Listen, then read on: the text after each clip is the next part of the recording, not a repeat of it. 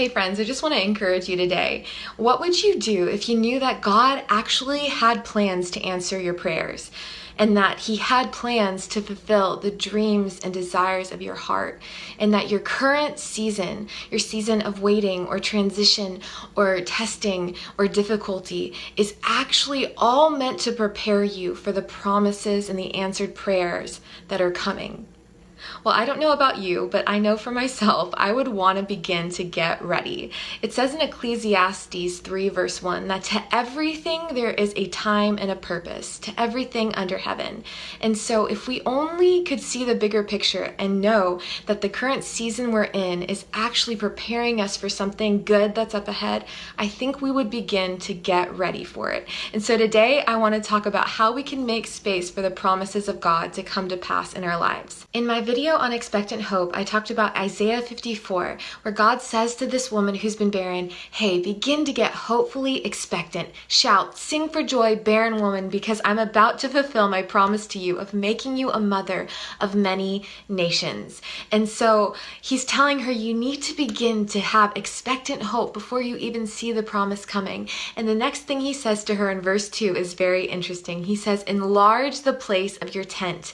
Stretch forth your curtain. Do not hold back. He's saying now that you're hopefully expectant and your hopes are up, you have to begin to practically prepare for what's coming, because when it comes, it's going to be way bigger than what you're expecting. You're expecting a child, but I'm going to make you a mother of many nations. So get ready now. And I believe that what God is saying to us through this is that it's time to dream big with Him, that He is dreaming so much bigger for our lives than we are. And we have to begin to not only get our hopes up, but begin to get ready and prepare, make some room, enlarge the place of our tents for the promises of God to come to pass in our lives.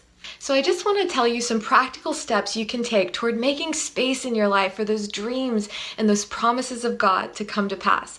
And the first way is incredibly simple. It's practically prepare. What can you do now in your current season to get ready for those dreams and those plans that you have in your heart? Maybe you're called to write a book. How can you begin to take steps toward that goal today? What skills do you need? What experiences do you need to be successful at that thing that you're hoping for in the future? When a woman finds out she's pregnant, she goes home and she begins to make room for the baby, even before there's really a visible sign that she's pregnant. How can you begin to practically prepare?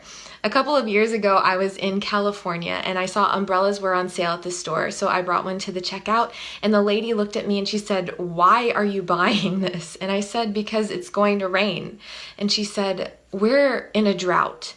And I believe that crazy faith buys an umbrella in a drought. It's practical when you have faith and you're believing God to come through for you. Real Talk Kim has this quote on her page. I don't know if she originated it, but she says, Noah looked insane until the flood came.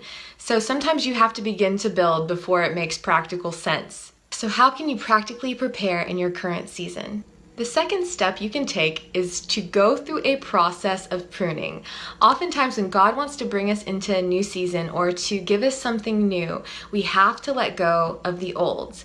Jesus said to His disciples in John 15 that His Father was the vine dresser and He was the vine and we are the branches. And every branch in Him that bears fruit, He has to prune so that it'll bear even more fruit in a later season. So there may be some things in your life that were great for one season. It could be habits, it could be a job, it could be relationships, it could be any number of things that were good at one point, but now it is time to let those things go to make room for the new. We also have to look at the areas of our lives that have become dead branches, those things that are just sucking your time and your energy away from you. And God is saying that now it's time to let those things go so that you can make room for something much better to come. So don't be afraid of the process of pruning, because it's only to make room for the promises and dreams of God to come to pass in your life. And the last step I want to tell you to take is pray. As you begin to continually ask God for those dreams and desires of your heart, it begins to create create space for the promises and the impossible to come. Prayer was never invented as a religious duty that we check off of our list. It was always meant to be a conversation with a friend, and prayer was God's idea. It is his desire to answer our prayers. In Jeremiah 33:3, it says, "Call to me and I will answer you and show you great and wonderful things that you don't know." So begin to pray. Pray about how you should prepare, how you should prune your life, and continually ask for those promises of your heart, because as we ask and seek and knock, it begins to make way for those promises to come. So like it says in Isaiah 54 verse 2, enlarge your tent. Begin to enlarge your life. Make some space in your life for those new things that God wants to bring you, and begin to pray about how you need to prepare in this current season, because good things really are headed your way. And so I'm praying for you guys, and thank you for watching my video again. I really appreciate it, and I hope you have a wonderful day.